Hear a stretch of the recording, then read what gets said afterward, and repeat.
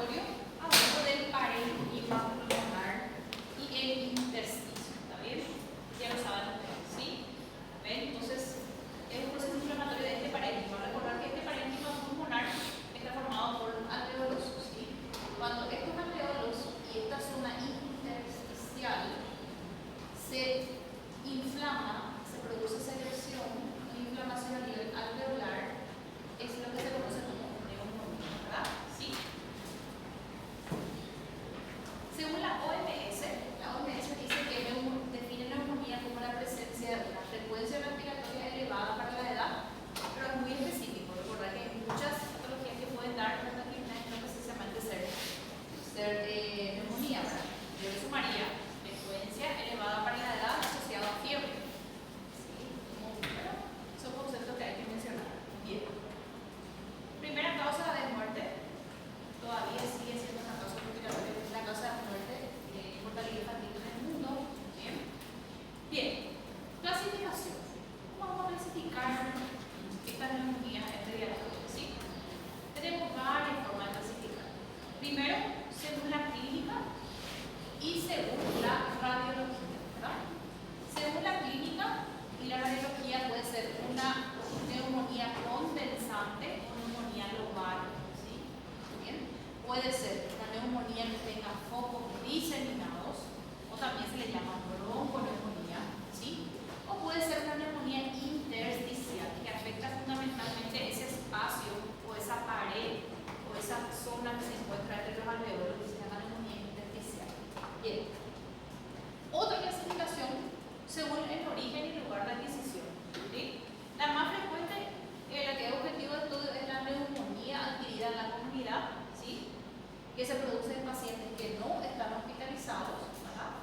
Y 14 días antes de eso, que no estén hospitalizados 14 días antes del proceso de neumonía o 48-72 horas después del acto. O sea, adquirido a nivel comunitario, ¿verdad? Otra clasificación es la nosocomial hospitalaria, también llamada, que se adquiere durante un ingreso hospitalario. Aquí también se le suma la neumonía adquirida por ventilación mecánica, que también son nosocomiales, ¿verdad? No son objetivos de estudio ahora mismo, ahora más bien vamos a hablar de las adquiridas en la comunidad. ¿Está bien? Bien. Otra clasificación. Según el comportamiento clínico, las neumonías pueden ser típicas y atípicas, ¿verdad? Según la gravedad, se puede clasificar en neumonía simple, no le ponemos la palabra simple para que no subestimemos el diagnóstico, ¿verdad? Neumonía grave y neumonía muy grave. Otra clasificación también determina, ¿está bien? Bien. Etiología. ¿Por qué se produce una neumonía? ¿Cuál es la etiología de la neumonía? Bien, recordar siempre nosotros en pediatría dividimos la etiología por grupos etarios, ¿sí? Recién nacidos y menores de 3 meses básicamente son los mismos microorganismos productores de sepsis neonatal. ¿Cuáles son? Estreptococo del grupo B, ¿sí? ¿Está bien? Estreptococo solamente no me sirve, saben ustedes eso, ¿verdad? ¿Sí? Listerias, ¿sí? Neisseria, entre las gonorreales, ¿verdad? Hemófilos tipo B, las causas virales, como el sincitial respiratorio, recuerden que el sincitial respiratorio produce bronquiolitis, pero así también puede producir neumonías de tipo intersticial, adenovirus, para influenza, etc. Bien. Mayores de 3 meses hasta 5 años, el principal agente causal es el neumococo o el estreptococo neumonía, ¿sí? ¿Se dan cuenta? Aquí no me sirve estreptococo solamente y aquí tampoco me sirve estreptococo solamente. ¿Por qué? Porque por más que sean estreptococos, son diferentes. El enfoque antibiótico también es diferente. Me iba a servir si el enfoque antibiótico fuese el mismo, pero no es. Entonces, hay que saber los nombres de acuerdo a cada grupo de trabajo. El auros, aquí ya es en segundo lugar, ¿sí? El hemófilo influenza del tipo B, esto anteriormente ocupaba los primeros lugares. ¿Qué pasó? Después de la era vacunal, ¿verdad? La incidencia de las neumonías por hemófilos disminuyó notablemente, ¿verdad?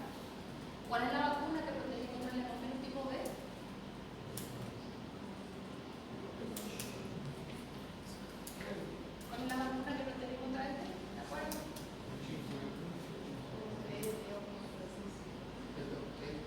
¿La vacuna para la influenza para qué es?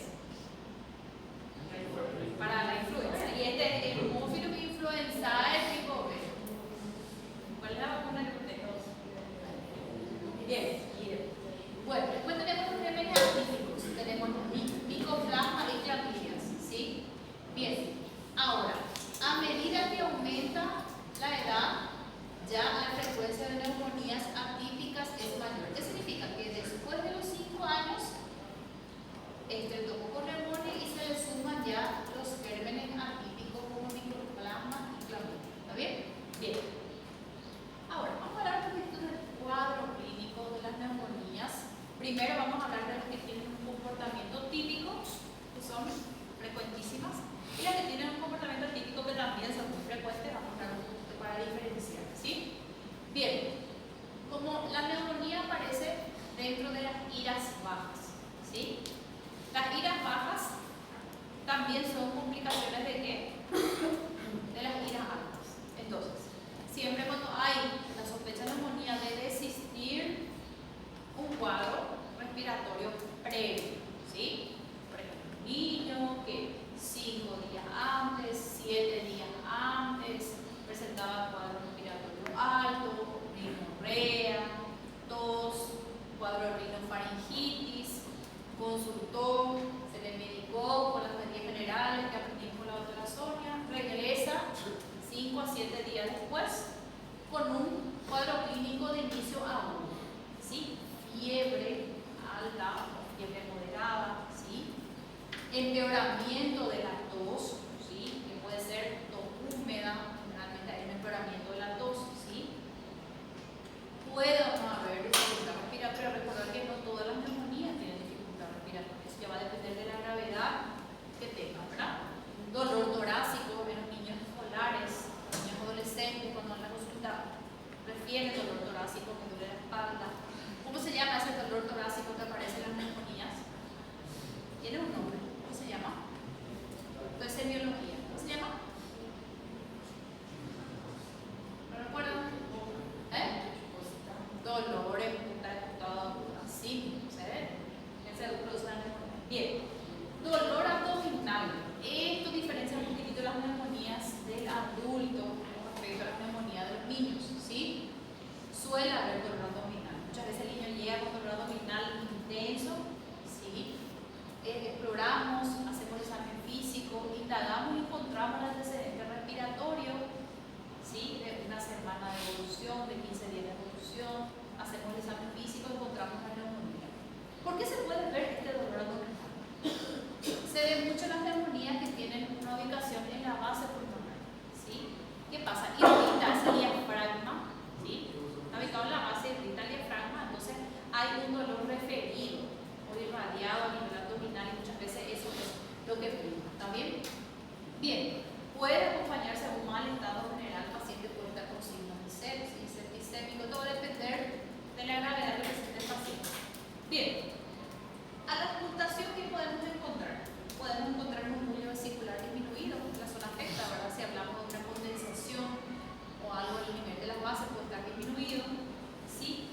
Presencia de crepitantes. La presencia de crepitantes en niños es prácticamente patognomónico en neumonía, ¿sí? En el adulto también, pregunto, en el adulto también es patognomónico la presencia de crepitantes.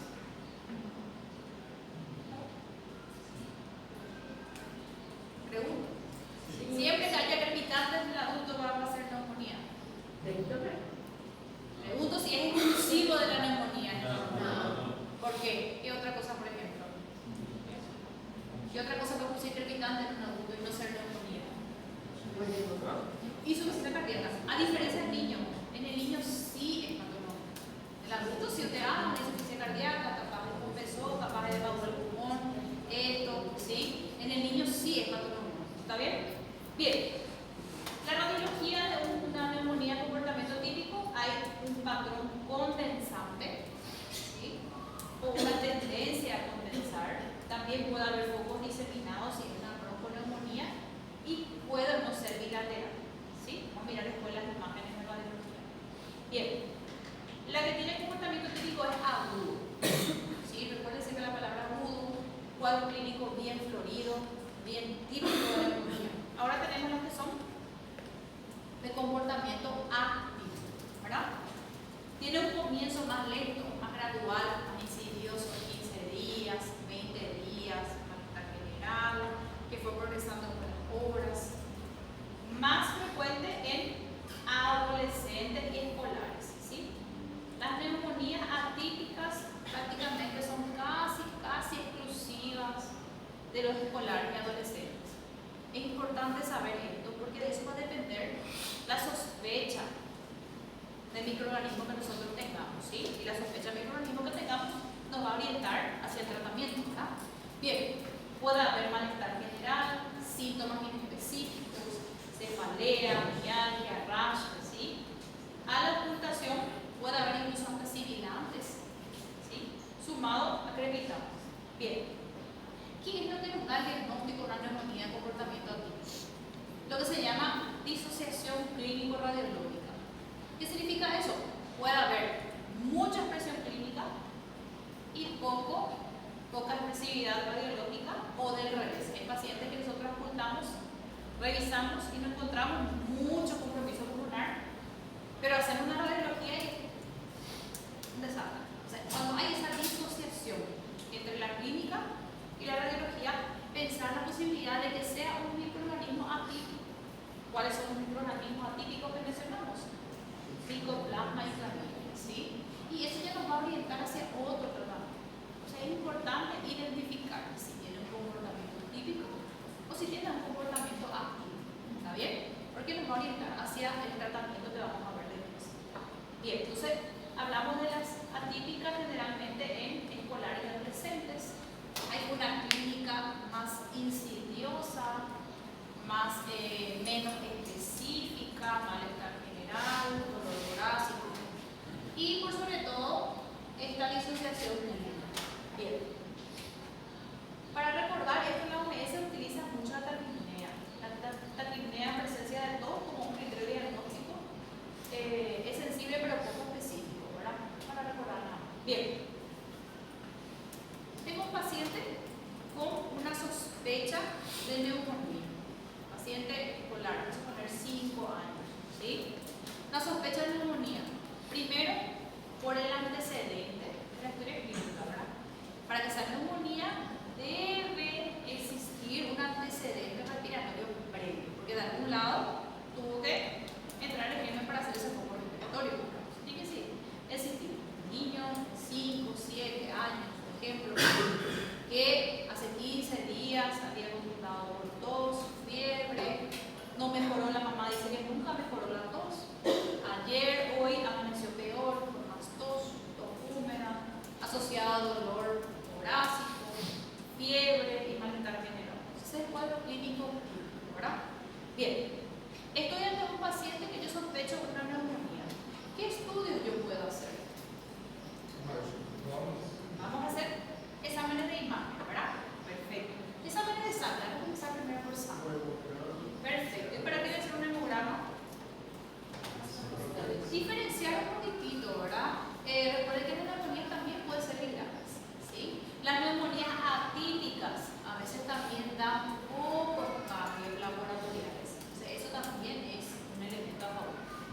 Cualquier reactante de fase aguda, PCR, calcitonina, recordar que si son típicas bacterianas, esto va a alterarse, ¿verdad? Hemocultivo, si son pacientes con neumonías graves, gasometría arterial, recordar hisopados nasofaringios, si yo quiero saber qué gérmenes puedo utilizar los hisopados nasofaringios, ¿verdad? ¿Sí?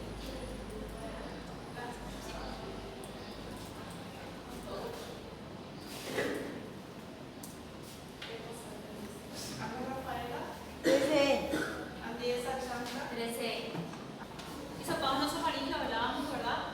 Radiografía de tórax, abdomen lateral, obviamente que nos va a confirmar el diagnóstico, ¿sí?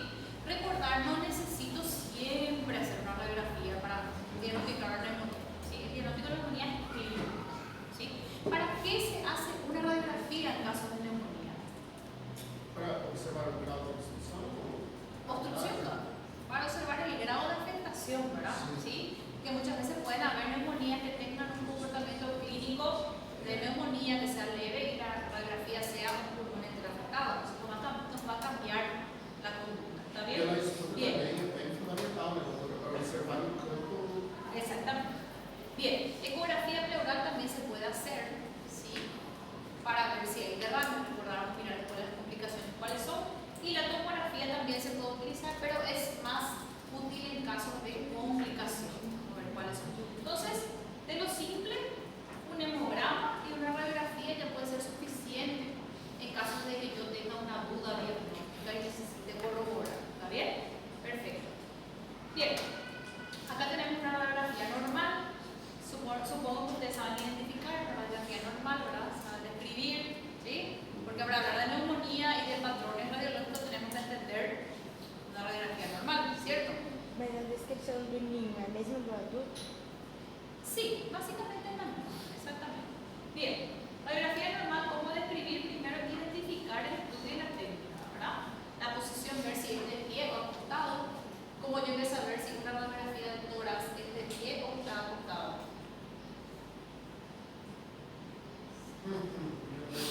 ¿Cómo voy a saber? La mayoría de las veces observamos aquí la cámara gástrica. ¿Sí? Si tiene la cámara gástrica, si aquí hay gas, significa que el paciente está débil, ¿verdad? La mayoría de las veces recuerden que si son lactantes, las radiografías se hacen acostadas. Si las radiografías son acostadas, a veces las técnicas pueden dar errores en la visualización. Siempre identifica. Si está acostado, muchas veces el corazón se puede ver más grande. Entonces, identificar si es de pie o acostado. Bueno, siempre comenzar, ustedes ya saben esto, de afuera hacia adentro, ¿verdad? Hay gente que habla de adentro hacia afuera, da lo mismo. Con tal de que ustedes se acostumbren a visualizar todo lo que tengan que visualizar, ¿sí? Se deben observar 8 costillas para hablar de una técnica radiológica ideal, ¿sí? ¿Está bien? La silueta cardíaca tiene que estar bien delimitada, ¿sí? Si hay algo que no delimite bien la silueta cardíaca es normal y luego por último se evalúa el parénquima pulmonar. Bien. Aquí tenemos algunos ejemplos de hallazgos radiológicos en la neumonía que estamos hablando, ¿sí? Tenemos la neumonía lobar, o también llamada neumonía condensante, que se ve. Prácticamente vemos que tenemos una afectación de un 80%. ¿Cómo se describe esto? ¿Cómo yo voy a describir esta imagen así? Presencia de condensación o imagen radiopaca que abarca 80% del hemisferio derecho o abarca lóbulo superior y medio, ¿verdad? Exactamente. Entonces esa es una neumonía lobar derecha, ¿sí? Bien. Otro ejemplo, tenemos las bronconeumonías. Cuando hay un patrón difuso, ¿sí? Aquí por ejemplo tenemos un patrón bien establecido, ¿sí? Aquí tenemos un patrón difuso, vemos que hay infiltrados, algo donoso, esparcido por el parénquima y hablamos de una bronconeumonía. Bien. Aquí tenemos un patrón intersticio nodular, a veces casi igual, para mí es casi igual que la bronconeumonía, ¿verdad? Pero bueno, para fines didácticos hay que establecer la diferencia, ¿verdad? Bien. ¿Hasta aquí dudas? Bien. Acá tenemos nuevamente nuestros protocolos de clasificación en pediatría. Todo es objetivo, todo es clasificado, no porque el paciente uno me impresiona que esté menos grave que el otro, porque me parece que está menos grave, o fulano me parece que puede ser en la casa porque creo que la mamá es inteligente. No funciona así. Generalmente son criterios objetivos, ¿sí? Bien, aquí tenemos una clasificación: neumonía, neumonía grave y neumonía muy grave. Se tienen en cuenta algunos parámetros para clasificar, ¿sí? Por ejemplo, si tengo presente alteración del sensorio, si tengo mucha dificultad respiratoria dada por cabeceo, si tengo presencia de cianosis o necesidad de oxígeno, ya clasifica la neumonía como muy grave, ¿sí? Estos cuadritos no hacen falta, así como tal saber lo que es. Estos son protocolos que están puestos en el servicio de urgencia, pero es importante saber que existen. Bien. ¿Toda neumonía se interna o se hospitaliza? No, si no, no vamos a tener sala disponible en ningún lugar del mundo. ¿Quiénes se hospitalizan? Hay criterios clínicos para hospitalizar y criterios radiológicos, ¿sí?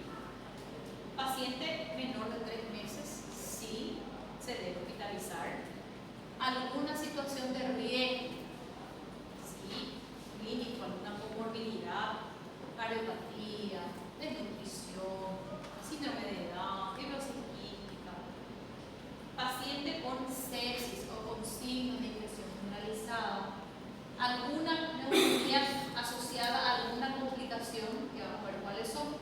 ¿Alguien recuerda alguna complicación de la neumonía? ¿Alguien recuerda alguna complicación? Derrames, así la neumonía es asociada a derrames, sí, interesante. Bien.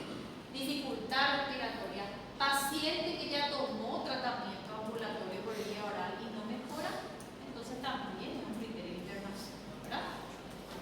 Riesgo social, acá entran todos los riesgos que usted quiera poner, algo que a usted no le guste y crean que el tratamiento ambulatorio no va a ser efectivo, también es criterio de internación. Y por supuesto que el paciente tenga requerimiento de oxígeno va a motivar la internación. Bien, también existen criterios radiológicos, ¿sí? Por ejemplo, este paciente que está aquí, ni le conozco, no le vi, no sé quién es. ¿Ustedes creen que esta neumonía de este tamaño pudo ser ambulatorio?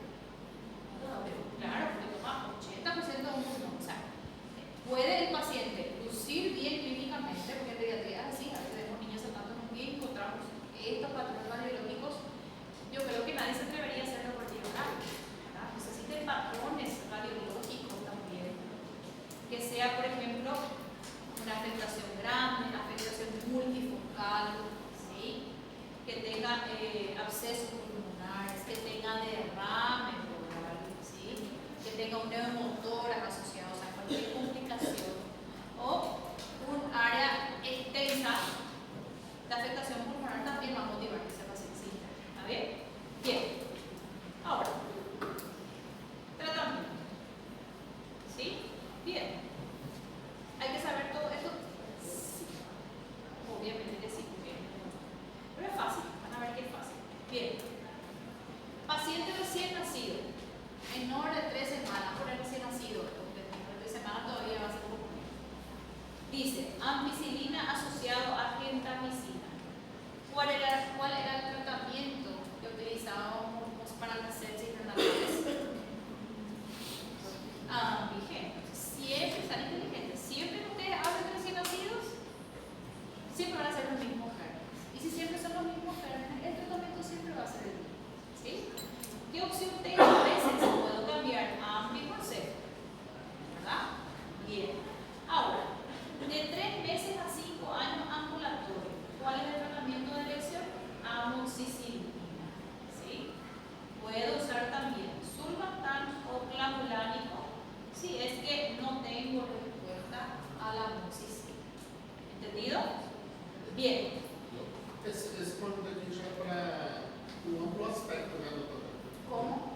Esse tratamento que a Maria da Carla, você pode tentar aprender, né? Para chegar direito, ele já é para um amplo aspecto, né, de uma neumonia.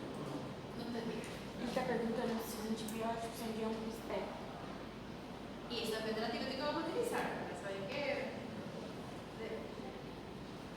O sea, no se puede tirar todo. Antibiótico de amplio espectro es, por ejemplo, cefotalcima. Eso depende del antibiótico. No es que todos, porque está en un cuadro, otro va a ser amplio espectro. No sé. Bien, ahí. Ahora tenemos pacientes de 3 meses a 5 años, ¿sí? Internados, ampicilina solo o puede ser ampicilina asociada a clindamicina. Bien, ¿qué me interesa acá? Pacientes mayores de 5 años, podemos utilizar amoxicilina solo o recordar, si sospecho que es una atípica, recordar que las neumonías atípicas pueden ser más frecuentes en escolares mayores de 5 años, ¿verdad? Ahí puedo utilizar un macrólido asociado o no a la amoxicilina. ¿Sí? Bien. Peraí, doutora, desculpa, Sí. eu não entendi a parte do macróleo. Se tiver o quê? Sí. Recuerden ustedes, ¿cuándo es una neumonía atípica? Tenemos la clínica, ¿verdad? Y las neumonías atípicas, después de los 5 años aumenta la incidencia de microorganismos atípicos. Aí é por causa Para los microorganismos atípicos, el antibiótico de elección son los macrólidos. ¿Cuáles son los macrólidos? Azitromicina o claritromicina. mesmo se eu não fizer um sulfato, eu tenho que dar os macrólicos de maiores de 5 anos. No, sí, no necesitas hisopado. Tá, então, tipo, Ya.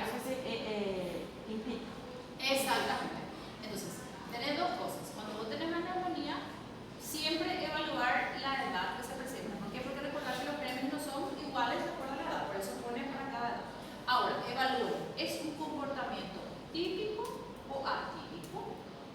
¿Sí?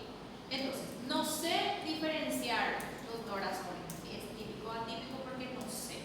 Pero tiene más de 5 años. Puedo probar un típico, por eso le pongo amoxicilina, o considerar un aprólido si ese paciente no mejora. ¿Por qué? Porque la incidencia de los gérmenes atípicos es mayor después de los 5 años. Bien. Gracias. ¿Segura? Por que não começar com a amox isoflavonato? Perfectamente puedes comenzar, no hay problema con eso. No hay problema con eso, puedes comenzar. ¿Para qué edad te referís? 3 a 5. Este que está acá. Este. Puedes comenzar directamente. Recordar nomás que acá te pone, acuérdense lo que hablamos en otitis, ¿verdad? Primera opción para la otitis es amoxicilina, dosis alta para cubrir neumococos, ¿verdad?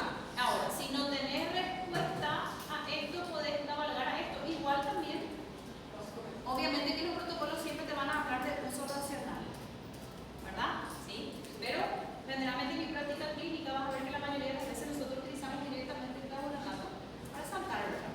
Pero tenemos que hacer el raciocinio clínico de enseñar primero el de menos efecto. ¿Sí?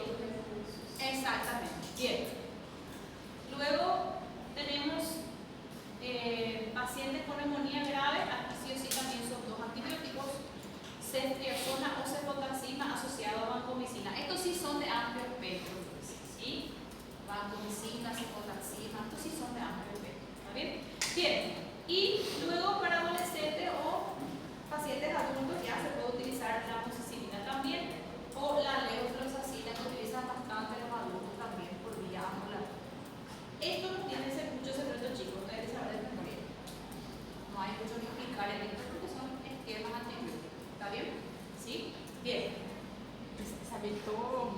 Saber las dosis, por lo menos de los ambulatorios, de los claves, de las diferencias claves que hay. No voy a hacer preguntas tan confusas, preguntas grandes, pero con las dosis.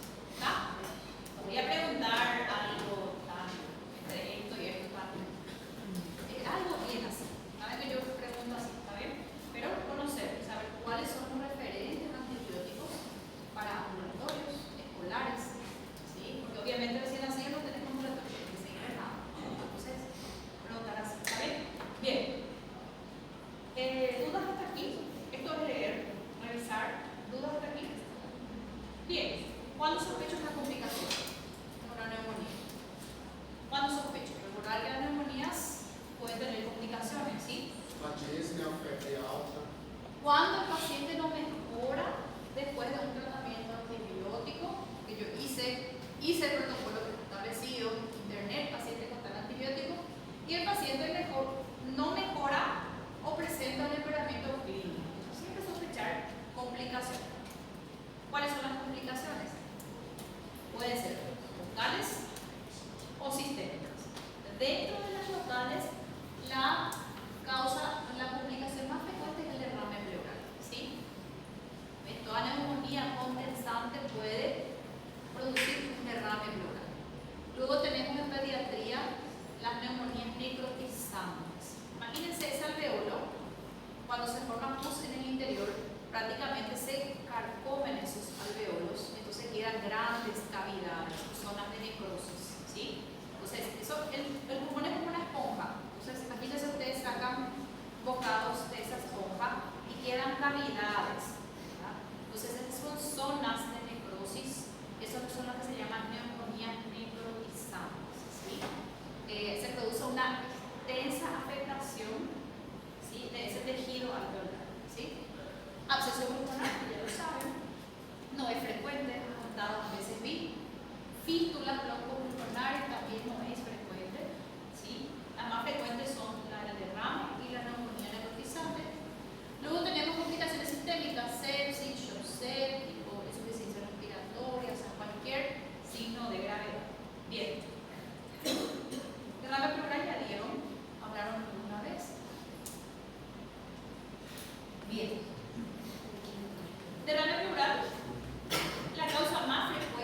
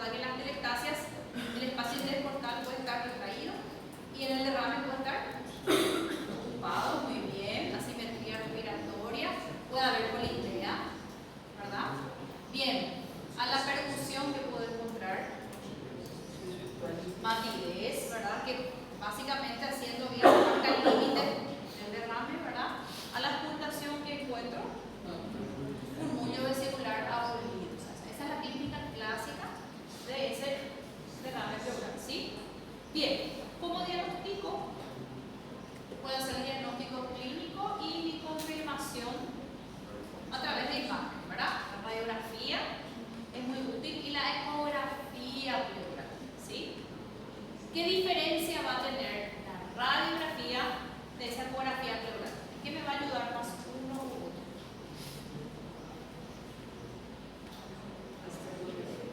Sí, y la ecografía nos va a medir el volumen del líquido. Recordar que en la ecografía vamos a ver esta toda fecha y muchas veces la ecografía nos mide el volumen. Hay 500 ml. No es lo mismo decir 150 ml de líquido o 50 ml de líquido para el tórax de un niño que decir 400 ml. ¿Verdad? Nos va a ayudar a medir. Bien. Las bacterias más frecuentemente aisladas básicamente son las mismas productoras de neumococo, Staphylococcus aureus, Streptococcus pyogenes. Una de las causas más frecuentes es el Staphylococcus aureus. Por que el aureus produce gran componente supurativo, ¿sí? Bien. Sospechar siempre un derrame si la fiebre persiste más de 48 horas después de un tratamiento antibiótico, siempre sospechar una complicación. Bien, aquí tenemos unos ejemplos, ¿sí? Bien, ¿cuáles son los signos radiológicos que yo puedo ver en un derrame pleural? Ya hablamos de los signos radiológicos o la imagen radiológica en una neumonía. ¿Cuáles son los signos radiológicos? ¿Qué cosas voy a buscar? ¿Qué cosas voy a encontrar? Borramiento de los senos postofrénicos, ¿verdad? Los senos normalmente tienen esta forma. ¿Qué pasa acá? Se borró. Probablemente esta sea la zona de neumonía, ¿verdad? Entonces esto efusionó y llena de pus este espacio pleural, ¿sí? Aquí vemos lo que se llama, seguramente hay que recordar, la curva de Lamassoure, ¿verdad? Si recuerdan la curva de Lamassoure, eso que se ve acá, ¿sí? Bien, bien. ¿Cómo hago el diagnóstico entonces clínico y laboratorial? Una vez que tengo derrame, ¿qué debo hacer? ¿Qué tengo que hacer con ese derrame? ¿Qué tengo que hacer con este derrame? Tengo esta imagen, tengo un paciente adulto, ya que los adultos les parece más fácil, en realidad no es una cosa, hablando así. Tengo un paciente que encuentro esta imagen radiológica, sospeché por clínica, Ana sospechó por clínica que es un derrame, Giovanna le dijo que sí, Araceli hizo la radiografía, Ramírez hizo la ecografía y encontraron que había un derrame. Excelente diagnóstico. ¿Qué hago después? Muy bien, drenaje, ¿verdad? Tengo dos opciones. Generalmente llevamos directo a la colocación del tubo de drenaje pleural, la música del adulto, o se puede aspirar y hacer una toracocentesis con aguja, sacar ese líquido y ver si efectivamente lo que hay allí es pus, ¿verdad? Pero yo creo que es un camino un poco más largo. Si estamos en contexto de neumonía, probablemente sea contenido purulento, ¿verdad? Bien. Tem uma quantidade de volume para partir de uma drenagem ou uma concentração? Generalmente 50 ml o si el paciente está clínicamente estable, hasta se puede con antibiótico aguardar este diagnóstico, ¿verdad? Si el paciente clínicamente, sí.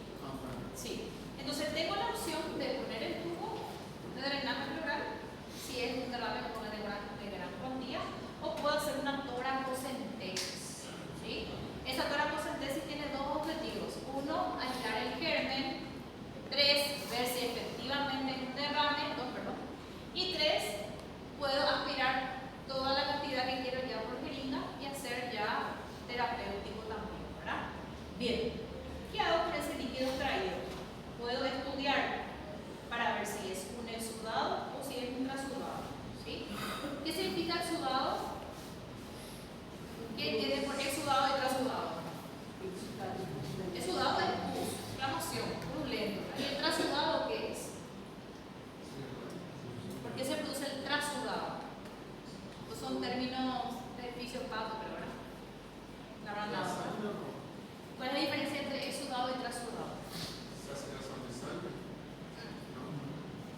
¿Por qué se produce el trasudado? El trasudado se produce por un aumento de la presión hidrostática. O sea, hay efusión de líquido del vaso hacia afuera. Ejemplo, insuficiencia cardíaca. Por ejemplo, los pacientes con insuficiencia cardíaca pueden tener derrame pleural también, ¿verdad? Y no ser purulento. Exudado es el líquido que se produce, es de etiología inflamatoria, o sea, hay pus ahí, ¿sí? Entonces, muchas veces no logro identificar, entonces se puede hacer estudios, ¿sí? Se envía a un laboratorio y se evalúa esto para ver si es un exudado o un transudado, ¿sí? Si es un exudado, no se pone el tubo de drenaje pleural, se puede guardar, y si tiene características de exudado, ya directamente coloco el tubo de drenaje pleural, ¿sí? Transudado de diámetro. Exactamente, así mismo. Por aumento de la presión hidrostática. ¿Está bien? Bien. Ahora el tratamiento en sí, pero este camino realmente es muy largo. Nosotros los pediatras somos más agresivos. Estamos directo al Doutora, lo mas, paso del drenaje pleural, ¿sí? mas transudado não drena? No, no se drena. Excepto que sea un paciente con otra patología, un síndrome nefrótico, algo que tenga demasiado líquido y tenga un compromiso cardiorrespiratorio, ahí se drena, ¿sí?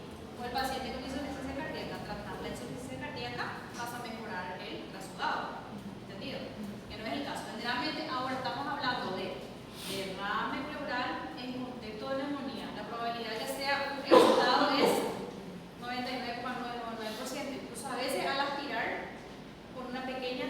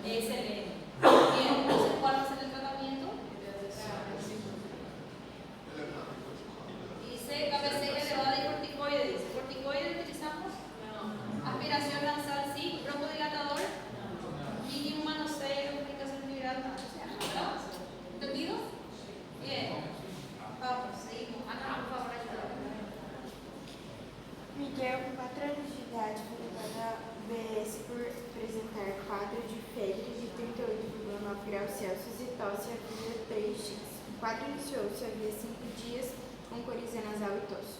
O médico que atendeu verificou a auscultação pulmonar, um número vesicular normal e a frequência respiratória de 30 respirações por minuto.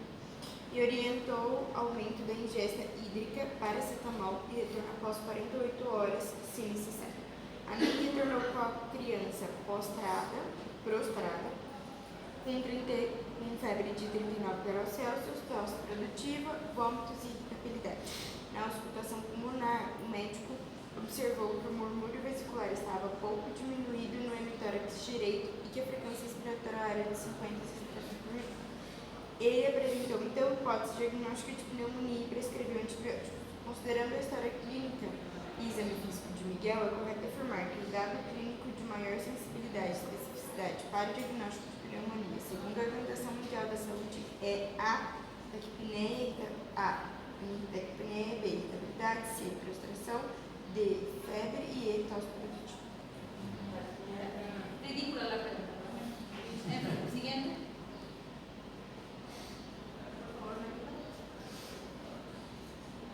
Um bebê com 2 meses de vida com quadro de coriza, obstrução nasal, febre e tosse há 4 dias é trazido ao serviço médico devido à piora dos sintomas ao dia. Ao exame físico, apresenta-se gemente e com retrações inter e subcostais e tem um murmúrio vesicular diminuído difusamente, com aumento de tempo respiratório e sibilos esparsos. Frequência respiratória sistêmica, saturação de oxigênio de 88% em ar ambiente e frequência cardíaca de 150 batimentos por minuto. Antecedentes: nascido de parto normal, materno, sem história de sibilância prévia. Com base no quadro clínico apresentado, a conduta adequada é a monitorização de saturação de oxigênio, oxigenoterapia, hidratação venosa. B, administração de beta-2 agonista e hidroneto de hipatrópio e penicilina cristalina. C, administração de beta-2 agonista, macrolídeo e cultura de secreção nasofaríngea. D, monitorização de saturação de oxigênio, fisioterapia respiratória e nebulização com brômetro e hipatrópio.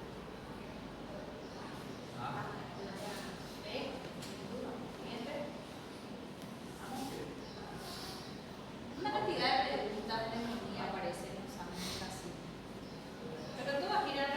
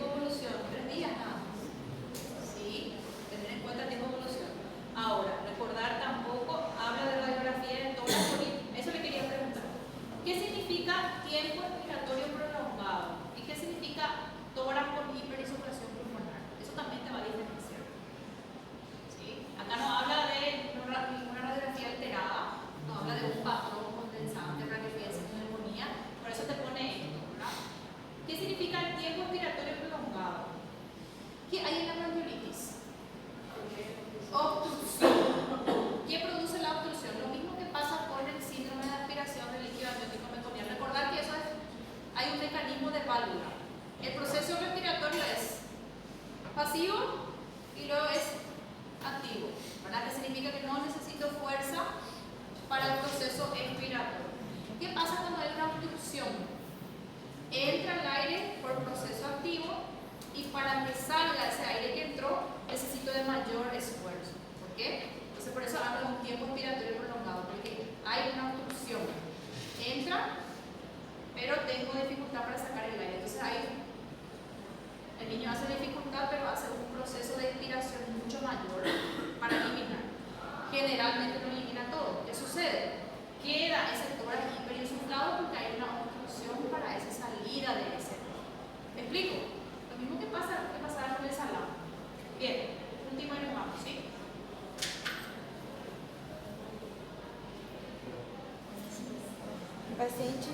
Um paciente de 2 anos, sexo masculino, chega ao pronto atendimento de um hospital público com relatos de ter iniciado há 5 dias coriza serosa e tosse seca irritativa.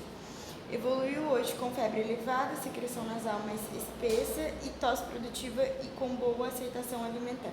O exame físico do aparelho respiratório evidenciou saturação de 96%, frequência respiratória de 50 respirações por minuto, número vesicular diminuído em base do hemitórax direito, freio vocal com maciez e crepitações grosseiras audíveis no mesmo local, e encontra-se hidratado, tolerando aos medicamentos por via oral. Foi testado para Covid-19 no anterior, cujo resultado foi negativo. A terapêutica antibiótica a ser instituída nesse caso é A. Amoxicilina, B. Azitromicina, C. Claritromicina e D. Ceftriaxona.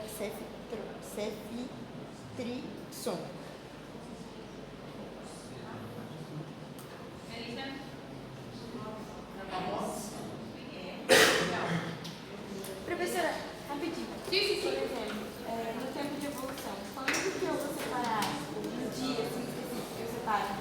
Generalmente